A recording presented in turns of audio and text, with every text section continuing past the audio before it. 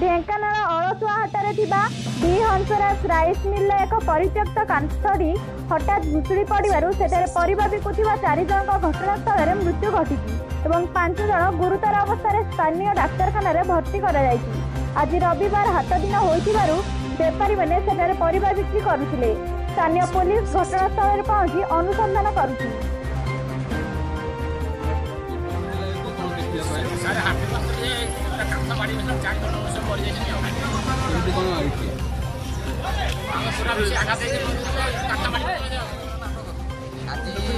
आज आम बेपार कर हठात अर्थात बहुत वर्षर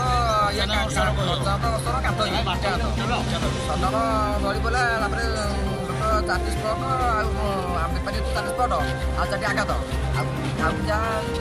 देखुं ओडिशा न्यूज 5।